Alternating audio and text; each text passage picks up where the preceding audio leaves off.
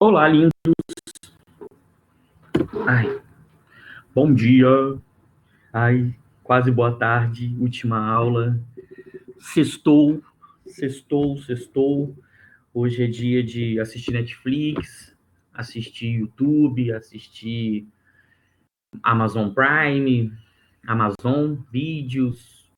Hoje sextou. Lindos, jogar um FF, que eu não sei nem o que é esse troço. A única coisa que eu jogo é uns trocinhos lá no PlayStation. Lindos. Deixa eu colocar logo aqui para vocês os slides. Estão aí, tá bom? E são os slides que nós vamos usar agora aí na nossa correria. Aí. Vamos tentar falar da República Velha em menos de 30 minutos, né? Nossa missão de agora. Bem, já vamos começar falando como é que foi o processo de proclamação dessa república, né? Então,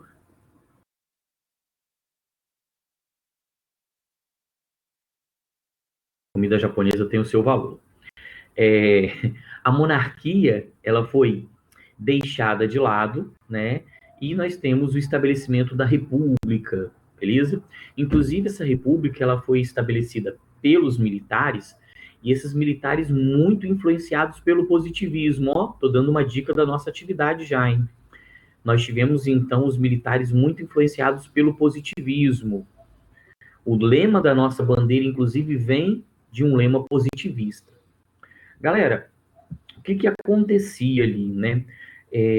A proclamação da República do Brasil foi o resultado, né, de um conjunto de interesses. Cafeicultores, militares, profissionais liberais, esses três grupos aí se uniram, né, para estabelecer a República. Professor, houve uma grande participação popular nesse processo? Não. Né? A República ela não teve participação popular no seu estabelecimento, e aí nós temos um historiador muito massa, chamado José Murilo de Carvalho, beleza? Essa é uma live que impõe respeito, ele poderia falar um pouquinho sobre. Mas o José Murilo de Carvalho, ele escreveu uma obra chamada Os Bestializados, a República que Ninguém Viu, que apresenta justamente isso, a baixa participação da população, para não dizer nenhuma. Né? A população assistiu o estabelecimento da República como se fosse uma festa, uma parada militar. Eles não sabiam o que estava acontecendo.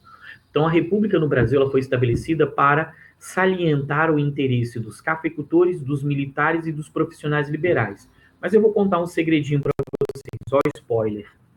Principalmente os cafeicultores. Galera, e aí como é que nós tivemos, então, o estabelecimento desse regime?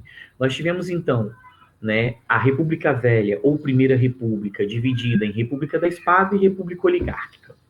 A República da Espada se resumiu a dois governos. Cadê o dois? Opa, dois, aqui. O do Marechal Deodoro da Fonseca e do Marechal Floriano. Ó, o Marechal Floriano, aquele lugarzinho tão bacana aqui perto de Cariacica. Marechal Floriano e o Marechal Deodoro foram os dois presidentes da fase da República da Espada, da República dos Militares. E nós tivemos vários, né, na República Oligárquica, que nós vamos trabalhar semana que vem.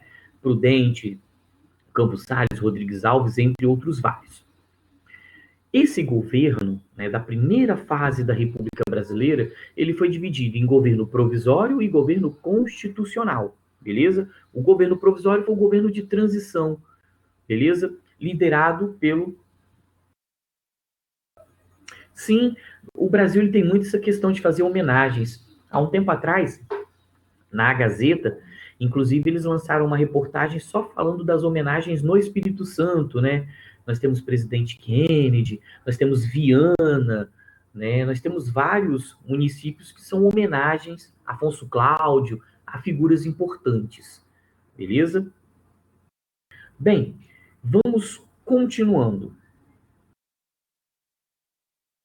Vai ser ainda hoje. Eu espero dar esse exercício para vocês hoje ainda, 5 questõezinhas.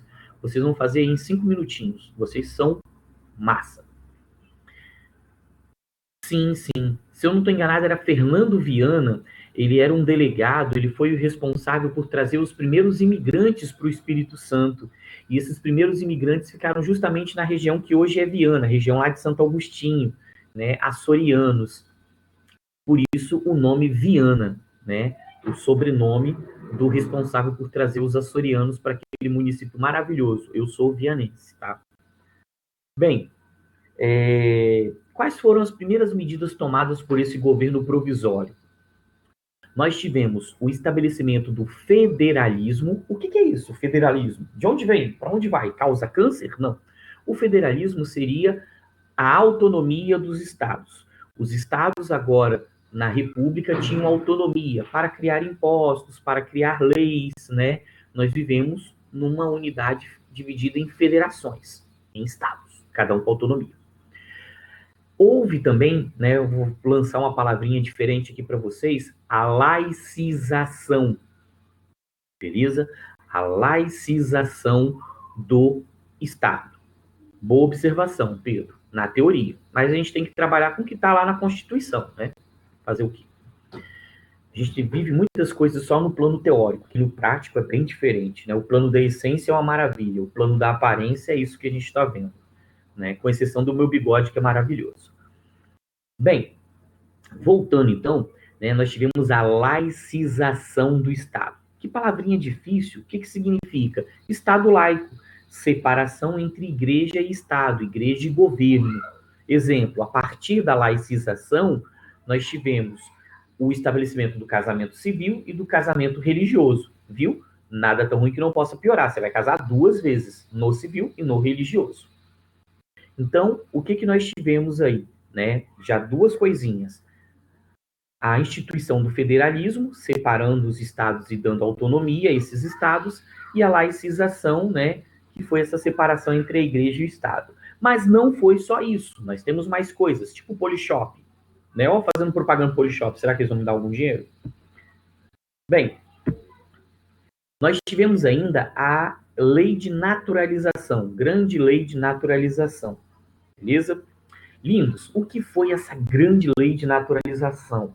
Estou empolgado, sextou, última aula, né? Vou almoçar, estou feliz. Lindos, durante o segundo reinado, entraram muitos imigrantes no Brasil, beleza? Principalmente italianos e alemães, tá bom? O que o governo fez? O que o governo fez, né? Ele pegou todos esses estrangeiros que estavam dentro do país e naturalizou eles. Então, a grande lei de naturalização foi pegar esses estrangeiros e transformá-los em brasileiros. Existem, não uma, mas 2 formas de entender isso. Uma mais radical, né? Para alguns historiadores mais radicais, isso foi uma política de branqueamento da população. Pegar os estrangeiros e transformá-los em brasileiros foi uma tentativa de branquear a sociedade brasileira, que era composta por muitos pretos, beleza? Então, para alguns historiadores, foi uma lei de naturalização para branquear a população. Outros veem isso como uma questão, né, de defesa, né? Como assim? O Brasil tinha muitos estrangeiros, né, dentro do seu território e naturalizando você evita alguns confrontos externos, algumas tentativas, por exemplo, de dominar algum território, coisas do tipo. Beleza? Então, grande lei de naturalização, estabelecimento do Estado laico e federalismo foram as primeiras medidas do nosso amiguinho Deodoro da Fonseca. Mas esse governo provisório ainda teve 2 coisinhas importantes. A crise do encilhamento, né, da política do encilhamento, feita por essa figura, com esse belo bigode, um dia o meu vai ficar assim, né? O Rui Barbosa. O Rui Barbosa, ele foi um cara muito inteligente. Ele tinha um grande grau de erudição. O que significa ter um grande grau de erudição? O cara sabia muito de muita coisa, beleza? Dominava várias línguas, ele era massa, beleza? Só que, apesar de muito inteligente, ele cometeu um erro básico, infantil. Ele, como ministro da Fazenda, para ajudar a desenvolver a indústria no Brasil, ele teve a ideia de permitir aos bancos que pudessem emitir papel moeda, né, sem lastro ouro, sem riqueza. Então, no Brasil, nós tivemos uma emissão de papel moeda, uma criação de dinheiro sem lastro ouro, sem riqueza. O que significa isso? Bem, significa que o Brasil tinha uma riqueza X e tinha uma quantidade de moedas X, beleza? A quantidade de moedas aumentou, vamos colocar aqui como 2x, dobrou. A riqueza continuou a mesma. O que aconteceu com essa moeda? Ela foi desvalorizada. Nós tivemos mais moeda para representar a mesma riqueza. Esse foi um erro muito grande do Rui Barbosa. Nós tivemos uma inflação gigantesca por conta da emissão desenfreada de papel moeda sem riqueza, sem lastro ouro. Beleza? Vamos fazer um curso básico de economia, né? Paul Singer na área, né? Em poucas palavras. O que é a inflação? A inflação, né, de uma forma bem simplificada, bem facinha para a gente entender, a inflação seria a diferença entre a riqueza e o meio circulante, entre a riqueza da nação e a quantidade de moedas que circulam nessa nação. Então, se nós temos muita moeda para pouca riqueza, essa moeda é desvalorizada, beleza? Então, a inflação, né, por conta dessa desvalorização da moeda, cresceu muito no governo do Rui Barbosa. Governo não, perdão. Gravando durante, né, o período que Rui Barbosa foi o ministro da Fazenda. Ok? Bem, para piorar, o que é um peido quando se já está todo cagado, né? Para piorar a situação, o Rui Barbosa, para desenvolver a industrialização, ele facilitou as empresas pegarem empréstimos. Então, você tinha uma empresa pequenininha, queria desenvolver ainda mais a sua empresa, era fácil pegar um empréstimo. O que as pessoas pensaram? Se eu criar uma empresa falsa e for lá e pegar o empréstimo, eu sumo e fico com dinheiro. E foi o que aconteceu. Surgiram um monte de empresas fantasmas, tá? Pegaram empréstimo nos bancos e desapareceram. Isso aumentou ainda mais a crise. O Rui Barbosa não resistiu, né? E deixou o cargo de ministro da Fazenda do governo do Deodoro da Fonseca. Mas com uma crise gigantesca. Israel perguntou: inflação? Sim, inflação. Porque nós tínhamos uma riqueza e nós emitimos muita moeda para representar essa riqueza, ou seja, inflação.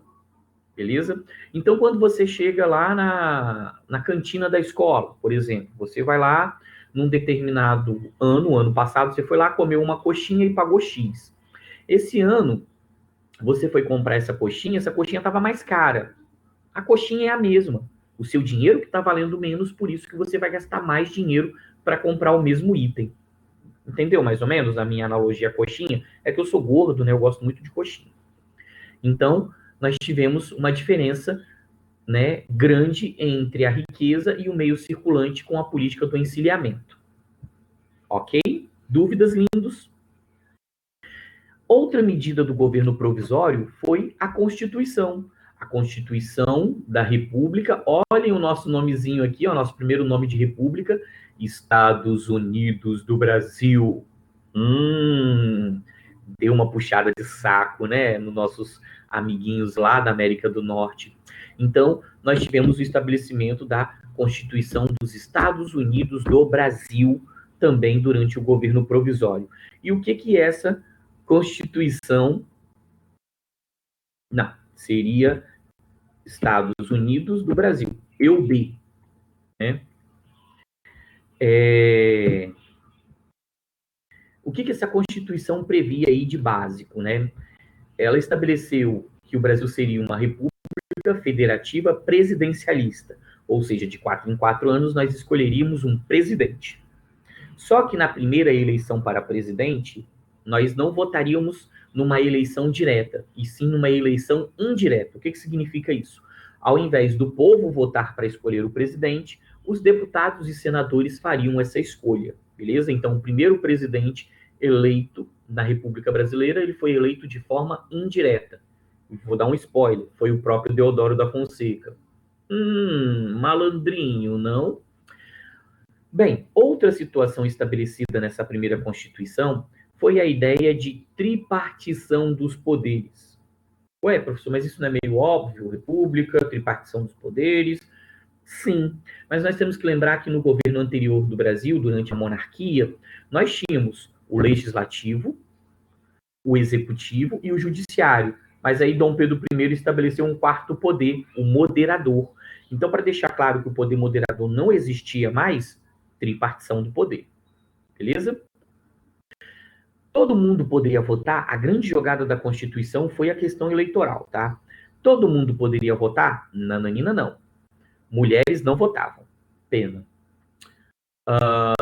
Homens votavam? Sim, mas existiam exceções. Menores de 21 anos? Não. Analfabetos? Não. Soldados? Não. Padres? Não. Mendigos? Não. Então, analfabetos, soldados, padres e mendigos não tinham direito a votar. A maior parte da população brasileira não participava do processo eleitoral, beleza? Era uma constituição extremamente excludente do ponto de vista eleitoral. E aí o seguinte, o voto nessa constituição, ele era aberto, o que facilitava a manipulação eleitoral. Então, né, como nós temos na chargezinha aqui embaixo, o fazendeiro, ele obrigava os seus funcionários a votarem nos seus candidatos. Ó, se você não votar no meu candidato, eu vou ficar sabendo, o voto é aberto, e aí eu vou te punir, beleza? Então, com isso, existia uma manipulação eleitoral muito grande, tá bom? Então, é o que essa imagem representa, o voto de cabresto. Nós vamos discutir melhor sobre isso quando formos falar de coronelismo. Mas o voto de cabresto, o fazendeiro decidindo em quem o eleitor tem que votar, porque o voto era aberto, então ele era fácil de ser manipulado. Ok? Vamos avançar mais um pouquinho na nossa aula, né, de revisão sobre República da Espada, para você que está chegando agora, acabou de acordar, né? Desligou o Bob Esponja e veio para cá. Vamos aí. Bem, então o nosso primeiro presidente eleito, né, foi o próprio Deodoro da Fonseca. Ele foi eleito de forma indireta. Ele venceu o Prudente de Moraes, esse barbudão aqui do lado, beleza? Depois o Prudente de Moraes também foi presidente do Brasil, mas vamos falar disso no próximo capítulo. No próximo capítulo. Ah, viu, Cauã? Tava bem assistindo o Bob Esponja. Meu filho adora. Ele vive no abacaxi, cara. Ele é muito massa. Bem, manteve uma postura autoritária quem? O Bob Esponja? Não, meus amigos. O Deodoro da Fonseca. Vamos voltar ao nosso assunto. O Deodoro da Fonseca, ele foi muito autoritário, entrando em discussão, em atrito, em brigas com o legislativo, com o Congresso. E aí, o que o Deodoro da Fonseca fez? Fechou o Congresso. Decretou estado de sítio e fechou o Congresso. Isso fez com que a oposição ao Deodoro da Fonseca crescesse muito, beleza? Por conta desse episódio, nós tivemos o seguinte: o Custódio de Melo, né, o Custódio de Melo, ficou puto da vida com a situação do estado de sítio, do fechamento do Congresso, e decidiu retirar o Deodoro da Fonseca do poder. O que ele fez? Ele ameaçou bombardear o Rio de Janeiro, se o presidente não, né, renunciasse. Como ninguém estava apoiando o Deodoro da Fonseca, porque ele era autoritário, o que aconteceu? Ele teve que renunciar. Então, na primeira revolta da Armada, o Custódio de Melo, né, forçou o presidente Deodoro da Fonseca a renunciar ao cargo. Ok? Bem, por conta disso, assumiu o vice, que era o Floriano Peixoto, o Marechal Floriano, homenageado aqui pertinho da gente em Cariacica. Também conhecido como Marechal de Ferro, vamos ver daqui a pouquinho o porquê. Beleza? Bem, Cauã, olho no tio, hein? Para de olhar pro Bob Esponja, olho para mim.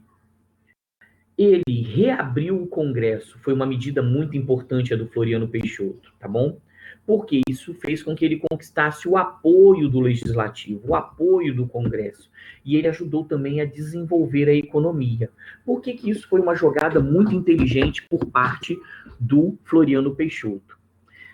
Na realidade, travou? Não, aqui tá funcionando legal. Eu acho que é a sua internet, Gabriel. Todo mundo tá me ouvindo?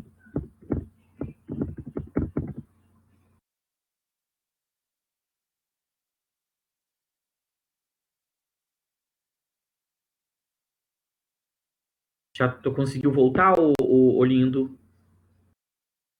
Gabriel, conseguiu voltar? Gabriel, onde estás você? Gabriel, volte!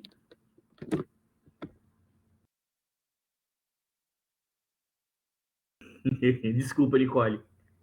E aí, o Gabriel voltou?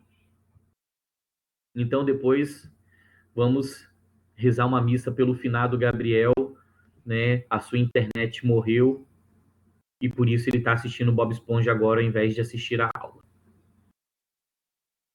Bem, vamos lá.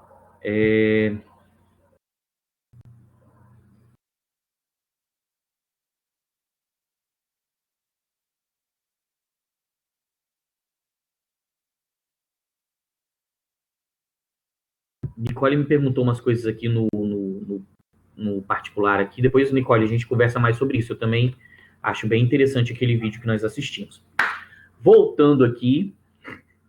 Ai, Cauã, eu vou te bloquear. Eu vou excluir o Cauã da aula. Aqueles que concordam permaneçam sentados, aprovado. Eu vou banir o Cauã. Ah, vá assistir Bob Esponja, nada. Eu sou muito mais bonito que o Bob Esponja. Voltando para a aula, porque daqui a pouquinho vocês precisam fazer minha atividade, né? Principalmente o Cauã. É o seguinte, o Floriano Peixoto, com essas medidas, né, de reabertura do Congresso, de desenvolvimento da economia, ele conseguiu mudar a Constituição. Como assim? A Constituição previa que quando o presidente não tinha cumprido 2/3 do mandato, deveria existir uma nova eleição. Então, o Floriano Peixoto deveria convocar uma nova eleição. Mas, ao invés de fazer isso, o que o Floriano Peixoto fez? Ele, né, conseguiu, junto com o Congresso, né, uma lei reinterpretativa do artigo 42, que seria justamente esse artigo sobre nova eleição, e conseguiu ficar até o final do mandato. Quem não gostou disso, coitado do Gabriel, o áudio dele não conecta. Hein, falem com ele aí no chat, porque eu não consigo falar e escrever ao mesmo tempo, eu sou meio velho para isso, para ele tentar desconectar e conectar novamente, para ele não ficar prejudicado. Ou sair da aula e voltar. É uma desculpa, ele não vai voltar não, tá? Gente, então, o Floriano Peixoto, ele conseguiu, então, ficar até o final do mandato e ele foi o responsável por consolidar a ideia de república, tá bom? Ele que garantiu a república no Brasil, tá bom? Ele que consolidou a república. Por isso ele ganhou um apelidinho muito massa, Marechal de Ferro, tá bom? Então, ele foi o Marechal de Ferro, porque ele consolidou a República e, principalmente, enfrentou duas revoltas, dois movimentos importantes. A segunda revolta da Armada e a revolta federalista. Segunda revolta da Armada, sim, o Custódio de Mello, ele não aceitou, né, que o Floriano Peixoto ficasse no poder e ameaçou novamente bombardear o Rio de Janeiro. Só que dessa vez o Floriano Peixoto tinha apoio, tinha muito apoio. E aí ele conseguiu vencer o Custódio de Mello nessa revolta da Armada. Mas além da vitória na revolta da Armada, o Marechal de Ferro, o Marechal Floriano, ele ainda venceu a revolta federalista, que rolou lá no Rio Grande do Sul. No Rio Grande do Sul, existiam dois grupos: o grupo do Partido Republicano e o grupo do Partido Federalista. O grupo do Partido Federalista, né, liderado pelo Silveira Martins, eles não queriam o presidencialismo. Ele não curtia o Floriano Peixoto e por isso começou a fazer oposição. E aí começou uma guerra no Rio Grande do Sul entre republicanos e federalistas. Os republicanos venceram com o apoio do Floriano Peixoto e aí consolidou aí a ideia, né, de Marechal de Ferro, o apelidinho massa, né, quase que eu falei uma palavra feia aqui, um apelidinho massa, né, do Floriano Peixoto, ok? Bem, aqui nós temos então, né, os maragatos, que eram os federalistas, e os pica-paus, que eram os republicanos. Com isso, nós finalizamos aí o nosso Telecurso 2000, aula de revisão, né, sobre a República da Espada, beleza? O que nós vamos fazer agora, meus lindos, e o Cauã? Nós vamos responder um questionário com apenas 5 perguntinhas sobre República da Espada, só para rever alguns assuntos. Esse questionário, assim como o anterior, vocês vão ter o feedback gravando nesse formulário, como nos anteriores, vocês vão ter o feedback na hora. Então, mandou o formulário, enviou o formulário, você já vai conseguir ver o que, que você acertou e o que, que você errou. Belezinha? Combinado? Então, eu vou postar aqui para vocês agora esse formulário. Deixa eu achá-lo aqui, só um minutinho, minutinho, minutinho, minutinho. República da Espada. Vamos lá, achei. Deixa eu só confirmar como é que tá o teste. Isso, certinho. Então, peguem um link aí, deixa eu colocar para vocês. E respondam o nosso formulário, tá bom? Nossa aula, ela finaliza daqui a pouquinho, né? Mas eu vou esperar vocês terminarem de enviar esse formulário aí. Eu espero até 12h30 e fecho o formulário, tá bom? Eu vou desligar meu microfone, mas eu tô aqui, qualquer dúvida, tá? Eu vou aproveitar esse período, vou falar com a Nicole o que ela tinha me perguntado lá no chat, lá no privado, e aí, né, depois eu volto para fechar, me despedir de vocês, chorar um pouco, porque eu tô com uma saudade de vocês enorme, tá bom? Até daqui a pouquinho.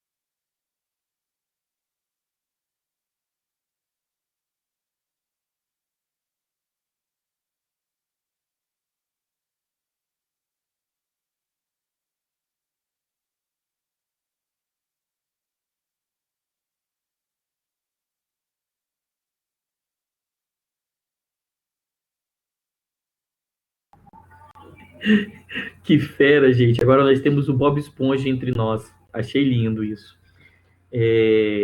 Então, olha só, galera, nosso tempo acabou. Eu vou fechar aqui, né, a nossa aula. Não deixem de enviar os formulários, eles valem ponto. Nós vamos utilizá-los na AD e em outras situações que a escola permitir, tá bom? Mas não se esqueçam que a gente está formando conceitos e tudo, tá? Não se preocupem muito com isso, não. O importante é a gente tentar revisar os conteúdos, né, e ver o que a gente está acertando, o que está errando, para a gente retomar os conteúdos. A ideia é que esses formulários sejam, né, diagnoses para a gente observar o que eu preciso voltar e explicar para vocês, tá bom? Bom final de semana para todo mundo, se cuidem, permaneçam em isolamento, tá bom? Cuidem de vocês, cuidem dos seus, leiam, assistam bons filmes, escutem boa música, tá? Até mais. Tchau, tchau.